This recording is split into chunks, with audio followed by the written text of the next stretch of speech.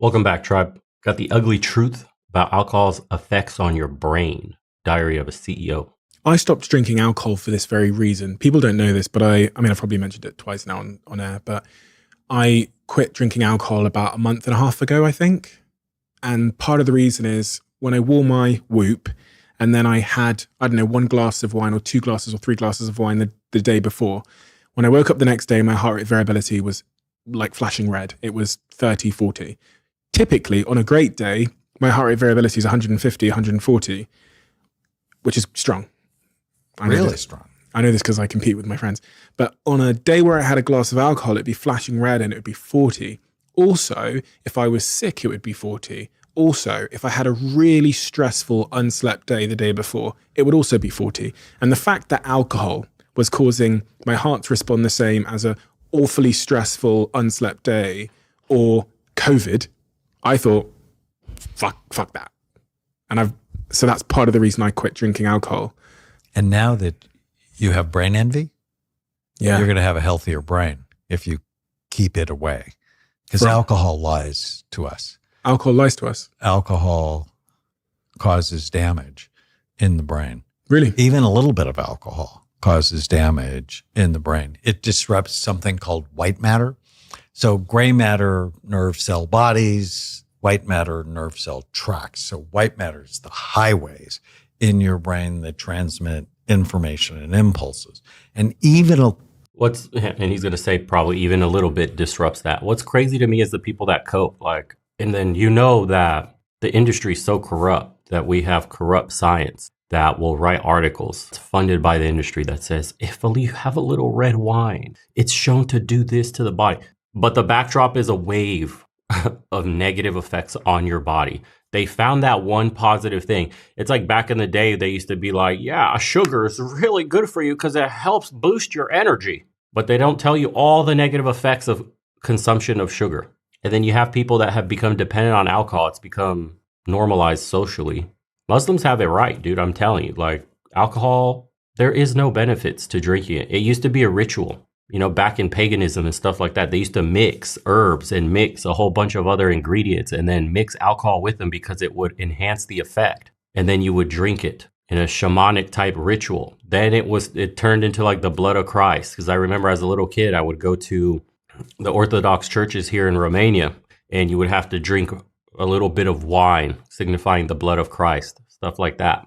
But again, ritualistic. It's just that humans are so degenerate, man, for the lack of a better word, that we take something that was ritualistic and then we incorporate it into the day-to-day because people can't control themselves, that lizard brain. And so now we drink beer and alcohol like it's water, and we regularly get plastered every weekend. And people will cope and say like, a little bit's okay. What's wrong with having a little bit? Can I just live? Imagine needing alcohol to just live. Imagine thinking alcohol is fun. Imagine thinking like your reward to yourself is something that's frying your brain. Instead of changing your perspective as a man is so important, man. Look, instead of saying, I worked really hard, I deserve a drink, you should say, I work really hard, I deserve a walk in nature. I worked so hard, I kept consistent on my diet and my routine. I deserve to go see that waterfall the next state over. I deserve to go climb that mountain. I deserve a nice cold ice bath. I deserve to relax in the sauna. No, people say I deserve to relax with a brain-altering and destroying chemical that makes most people feel like shit the next day. I deserve to have a drink. I worked so many hours today. Can I just come home and have a fucking beer, bro? How estrogenic is one beer? Let's look it up, actually. Here we go. And if you didn't think it was bad enough, just look at the physiques of people who drink excess alcohol or alcohol in general, beer guts, especially in men. But here's what it tells you, just so you can see for yourself, for the copers and the alcoholics in the comment section that need it for liquid courage. It says in a study from the Journal of Biochemistry shows that consumption of beer can enhance estradiol, a kind of estrogen presence in the body, and significantly obstruct the biosynthesis of dihydrotestosterone made from test. This can contribute to the increase of feminine characteristics in men. It's also correlated the drinking style, slow or fast with hormonal imbalance. Another research paper published by blah, blah, blah, it was indicated that beer or other alcoholic beverages, whether they're made of rice, hops, or barley, contain plant estrogen. She further found out through her analysis that excess consumption of alcohol can lead to men developing characteristics that of women, such as breast, bitch tits, female pattern pubic hair, etc. There has also been more science-backed data surrounding beer and phytoestrogens. One of the latest research findings identified the abundant presence of flavonoids, which act as phytoestrogen substances in beer and hops. Another study in 2021 concluded that beer has the most powerful phytoestrogenic identified to date. One of the groups even found that even a moderate intake of beer can trigger lactation in mothers owing to raised estrogen levels, although further studies are needed to come to a firm conclusion on this. While occasional consumption of beer may not, so we don't even know, influence testosterone levels as much, moderate to excessive drinking of any alcohol undeniably has an adverse impact on our health as well as body mass. An increase in weight has direct connection with reduced test levels. Nobody drinks moderately. Sorry, but moderately, what does that even mean? We have to define. That's probably like a glass of wine a day or every other day or a week or something like that. Most people, when they go out and drink, it's not one beer.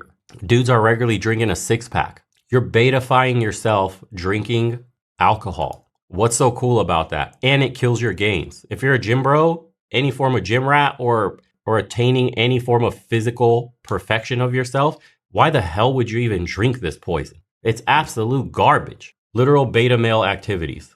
Little bit of alcohol has been shown to disrupt the white matter in your brain. I don't want anything messing with the highways in my brain. Literally. But I love that you measured it, you made the connection, and then you stopped it.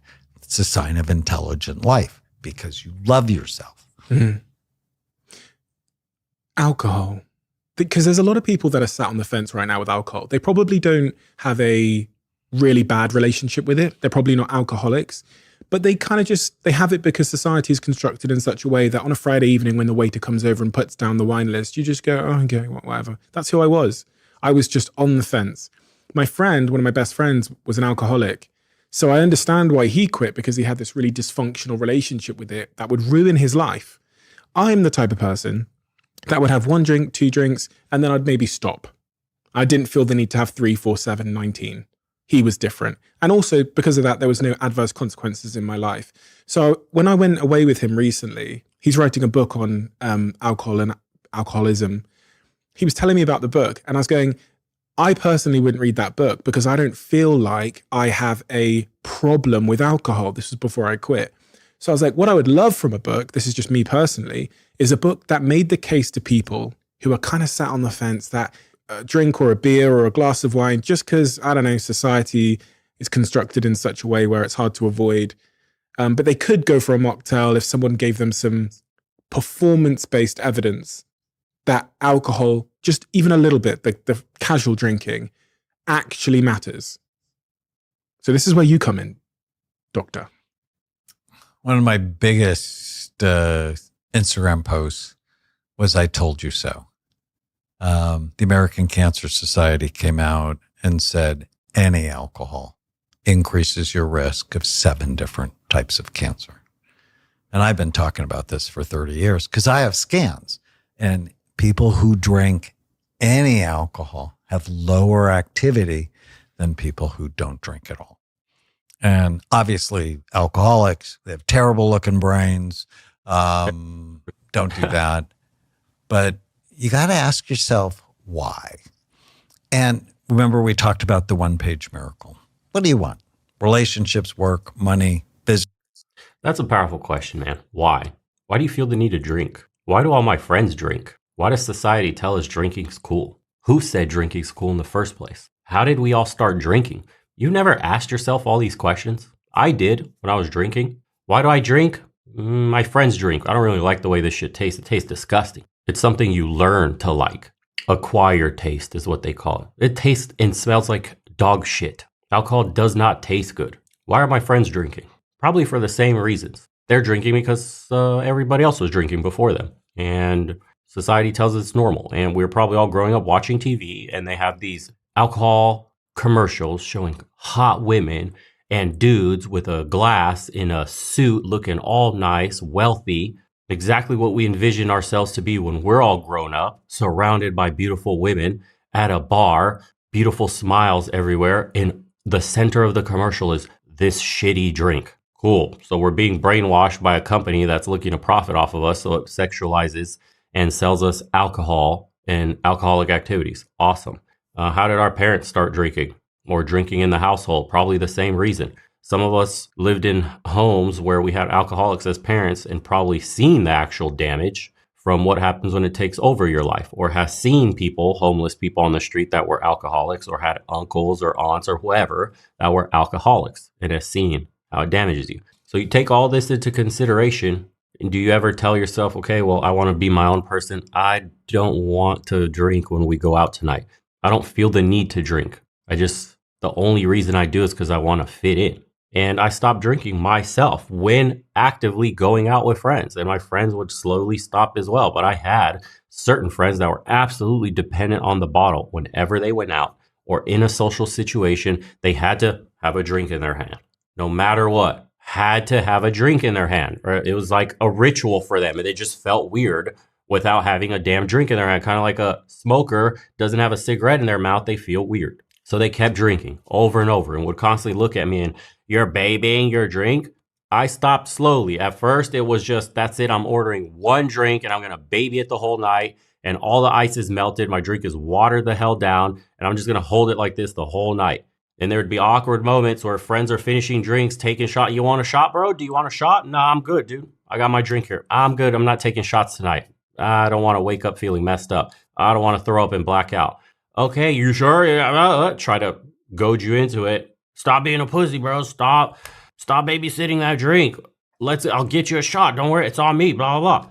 No, I'm good. Don't need a drink. Or the next round comes up. Everybody finishes their mixed drinks. Again, you want some? Are you sure? Are you sure, bro? You've been babysitting that. Let me get you another one. No, I'm good, dude. I don't want to drink. I'm fine.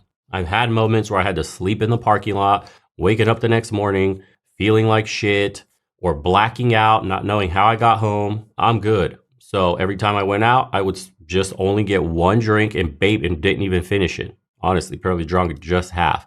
And then I would just go to the bar and order like a cranberry soda, no alcohol in it. And the bartender knew immediately, okay, like he's not drinking. So it looks like I have an alcoholic drink, but it's just a fucking cranberry soda. It's just normal. While everybody else is getting faded. I'm good. Cranberry soda or water. That was it. And then everybody else is getting absolutely toasted by the end of the night. And you see just how sloppy people are. And you see how gross it is to be around drunk people. The energy of drunk people in a drunk environment like a club. And how sloppy and loose and uninhibited thoughts come out. And you start to see the real side of people where they don't filter their thoughts. And it's just disgusting to be around. And now when I go out, rarely, because I'm not the club type, but sometimes friends come into town or special occasions, birthdays, whatever. And I don't drink and they don't ask anymore. They know now. Now coming here to Eastern Europe where people drink a lot, where people smoke a lot, that pressure is back from family when I go to, family events and kickbacks and whatnot, little parties. I get the same thing. It's like unheard of to not drink in Eastern Europe. Everybody's like taking shots. Homemade stuff, of course. We have the best homemade stuff, It's from our own yard. Don't care. Not drinking. Are you sure you don't want to drink? It's like everybody's getting absolutely toasted on wine and moonshine, homemade goodies. I'm good, man. And they look at me like, what? You don't drink? That's so weird. Just one shot. Come on, just one drink with it, because that's all they know. This is what they grew up around. This is the culture, but nobody sat around and asked why, but they all have beer bellies and they all exhibit the estrogenic effects of alcohol and their mind slips. And I see how they get more and more intoxicated and then they'll like repeat themselves when they say something or repeat stories. I'm watching the mind slip. I don't want to be a part of that. I don't need that in my life. It does nothing for me. If you want to partake, I'm not going to judge you. Go ahead. I'm just searching for anything and everything that can help me maximize who I am as a person. Alcohol does not fit in that equation. And that's why I don't do it. And I understand that it's hard for some of the young guys because you're trying to fit in the environment, the peer pressure. It'll look extremely weird. Do what I did, bro. Just get a cranberry soda with no alcohol in it and babysit it the whole night. Or just tell them straight up, if you don't care about peer pressure, I don't drink. Or if you feel like you have to lie, say you're allergic to alcohol, you're allergic to hops, you're allergic to whatever. You don't drink. It messes up with your body somehow. You can't have alcohol. Simple. Physical, emotional, spiritual health. So where does alcohol come in to that? Oh, well, it helps me relaxed. Well, the 15-second breath will help you relax, but there are no side effects to it. That will increase your heart rate variability. Alcohol will decrease heart rate variability and brain function. And if it decreases brain function, it decreases decision making.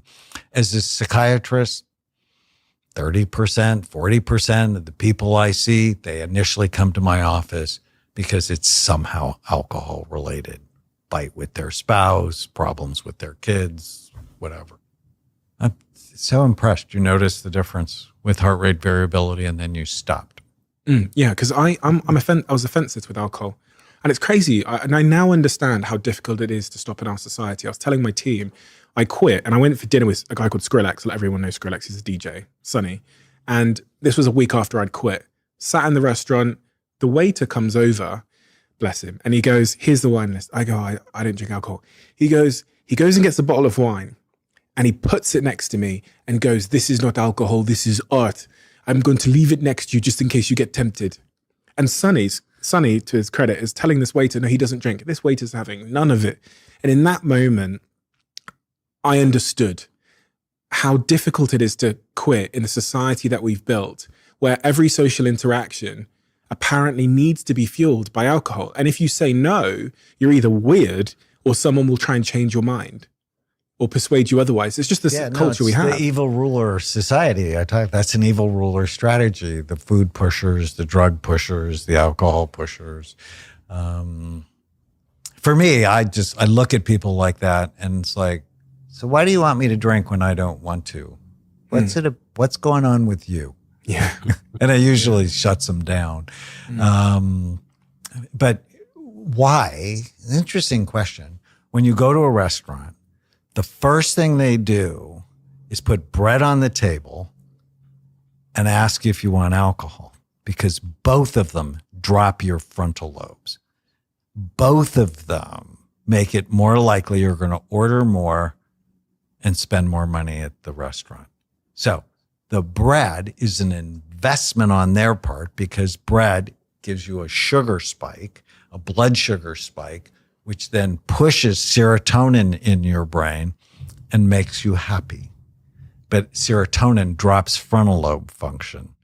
One thing they never tell you when they give you an SSRI for depression is, oh, you're going to become a little bit more impulsive because it's going to drop your frontal lobes. And then alcohol, which also drops your frontal lobes. So you'll drop more cash in the restaurant. Question then, on this point of alcohol. If I took two people off the street, let's say they do everything in their lives the same, other than what I'm about to say. I gave one of them a casual drink for the next decade. Just maybe 2 drinks a week, 3 drinks a week for the next decade. And the other person was completely sober for the next decade. When you looked at their brain in 10 years' time, if they were doing everything the same, would you see a difference? Yes. The person who is drinking 2 or 3 times a week will have less blood flow in their brain. And will that have changed the shape of their brain? Yes, it'll be a little bit more shriveled. And then that means their behavior is going to change as well. They'll have a little bit less impulse control. And when you look at the brain of an alcoholic, a little bit less impulse control when you're doing hard things like marriage. Not a good thing. Or raising children or managing a business. It's like, you don't want. What an excellent point. Something I didn't even think about. What you engage in shrinks your brain and lowers impulse control. That's a powerful factor to look for long-term when you're vetting a mate. When you're vetting for a woman long-term marriage material, her relationship with alcohol should count. Not because she likes to get drunk and loose at clubs, not because she likes to have a bottle of wine every night and read a book, but because what it does to her ability to make decisions long-term when things get hard, or as time passes and damage accrues in her mind, what does that do to your marriage? Now, this goes both ways for women too. Like if you're a woman looking for a man and he drinks a beer here and there, that's a red flag. What does that do to a man's ability for impulse control as well over time? What does that do to his body over time? I mean, do you want to wake up 10 years later and your man's got a beer belly? Bitch tits? What's attractive about that? It'll be those dudes crying that their women left him. When we look at the before and after, that guy doesn't even look recognizable. Same shit on the other side where women are looking unrecognizable and men leave them. And some of the comments say, I've stopped a year ago and feel great. Loneliness is the first thing that will happen when you try to improve yourself. Man, that is the realest thing you'll ever hear. Loneliness is the first thing that'll happen to you. It's the crabs in a bucket mentality. I could stop at just that comment alone. Nobody really likes to see you improve in your friends group because it's a direct shot to their ego. When they see you do better, they feel insecure about themselves. You have to understand this about your friends and your family. This is every single person around you. When you're on the path of self-improvement, when you're actively fighting the demons that everybody's accepted in society as par for the course living life, they see you leveling up and it makes them feel less than you. Therefore, they can't stand themselves and will project that hate onto you. It's unfortunate, man. But that's the society we live in today. There's a bunch of weak people and a bunch of weak minds, and some of them will be in the comment section here coping with their love for alcohol or one drink every now and then, whatever it is, it doesn't matter. They have to convince themselves first before they convince the rest of the world. But they're always out here telling you how their relationship with alcohol is fine, bro. Why can't I just nobody? This message isn't for you. Live your life. This message is for people that feel like there's something wrong and they're asking the question, why am I even doing this? Is this beneficial to me? And they're looking to maximize their life. And that's who the message is for. Cope to yourself. We don't care to read about how your relationship with alcohol is fine, bro. Good. Go watch another video.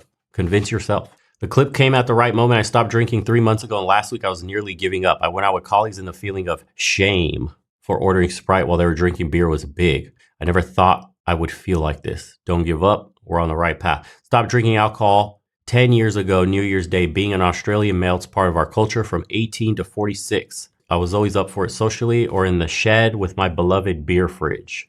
My kids who are 17 and 15 vaguely remember me drinking, which is a good thing. Now I spend my expendable alcohol money on mountain biking gear. Good job, brother. I quit drinking 5 years ago and it was the best decision I ever made. If someone asks you or looks weird at you for telling them, why don't you drink or why don't you smoke? And you can just simply tell them, that's an easy one to answer. My drug of choice is adrenaline. End it right there. Most people I've said that to paused and they're like, huh? Adrenaline? Yeah, I like to go out in the world and do cool shit. What do you like to do? You literally just flip it back on them. Yeah, I prefer adrenaline. Most of the times, they won't have anything to say. They'll feel insecure and be like, oh, adrenaline, wow, sick, bro. And just mock them back. Oh, yeah, you're drinking a beer, bro. Wow, life's great for you, huh? You feel the need to drink everywhere you go? Are you okay? Yeah. Stay strong, man. Create your boundaries. That's part of what being a man is. Boundaries. Don't let people convince you that you need a drink to be cool. Don't let people convince you you need to smoke or do fucking drugs or all this other dumb shit. They don't sign your paycheck. And once you start improving and surpass them, they most likely will not want to hang out with you anyway. These aren't even your real friends. Your real friend is an easy test that you have a real one around you. Tell them you want to quit smoking, drinking, or whatever vice you have. A real friend, even if they're involved in that vice, will look at you and go, I'm proud of you, bro. I really hope you can make that happen. I'd love to do it myself, but I'm struggling. A real friend will look at you and be like, I'm happy you're trying. Maybe you can motivate me to do the same. Fake friends around you will just shame you and try to make you feel less than because their own insecurities. You don't want to hang around those people. Those aren't the ones you want to have around you. Let me know what your guys' experience is, what alcohol is, and some of your stories and why you quit and how you're doing, because I'm interested in reading some of that in the comments. We'll see you guys in the next one. Hey, everyone. If you have a minute, please head over to legionofmen.store and grab yourself some cool merch as well. We have a bunch of limited edition designs, brand new stuff on the way, and all the proceeds go to supporting the channel. We don't want to be sponsored by corporations where we have to submit videos for review, have our speech impeded, or push any products that we don't use. So thank you so much to everybody that goes into the shop. Again, it's legionofmen.store. I'll put it up here for you guys. First time customers get a 10% off, and we have a bunch of great designs by artists from the community that watch the channel and support. They get proceeds as well, a percentage of everything that gets sold. So community funded through and through. Again, appreciate you guys.